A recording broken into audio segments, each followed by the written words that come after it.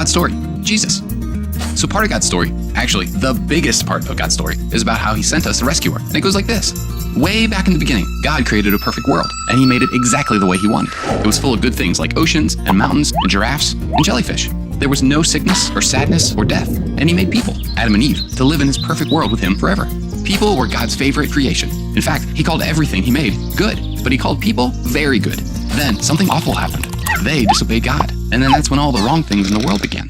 Now, even though people disobeyed God, he loves us more than anything. So God planned a rescue. One day, he would send his son to rescue his family from all the wrong things in the world. That way, we could be close to God again. God's family was so excited about this rescuer. They waited hundreds and hundreds of years. They thought the rescuer would be a mighty king or maybe a powerful warrior. Imagine their surprise when the rescuer was born as a little baby. It was Jesus. It wasn't what they had expected, but it was exactly what God had planned. Jesus was completely human, but also completely God. That means he was perfect and never did anything wrong. He ate and slept and had friends just like you and me, but he could also do incredible things that only God can do. And when he was all grown up, he was ready to show the whole world that he was God's son. When Jesus was an adult, he started traveling and doing miracles.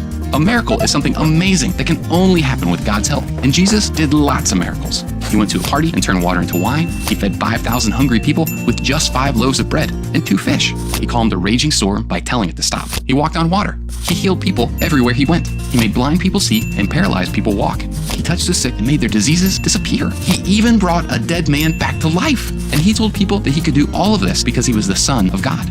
Jesus didn't just heal people on the outside, he healed them on the inside too. He forgave their sins. That means they didn't have to be punished for their wrong choices. Instead, they could follow Jesus. Some people didn't like what Jesus was doing. They didn't believe he was the Son of God. And even after all the miracles Jesus did, like healing the sick and making blind people see, they still didn't believe him. They actually wanted Jesus to die. And that's exactly what happened. Jesus had to suffer and die on a cross, even though he had never done anything wrong. When Jesus died on the cross, God's family was brokenhearted. The rescuer was gone. They wondered how they would ever be close to God again. But then something incredible happened. Jesus didn't stay dead. He came back to life. He was alive. He is alive. This was God's plan all along. Jesus chose to take the punishment for our sins. He died on the cross so we don't have to. And now anyone can become a part of God's family if we choose to believe that Jesus rescued us. We get to be close to Jesus because he loves us. He loves us when other people don't. He loves us when we feel left out, alone, and hurt. He loves us even when we do wrong things. And this isn't just your ordinary, everyday kind of love.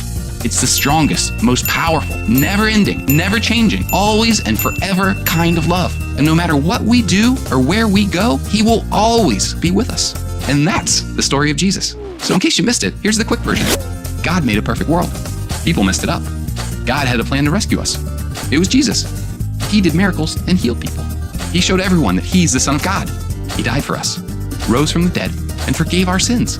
He loves us, and nothing will ever change that. And that's a really great part of God's story.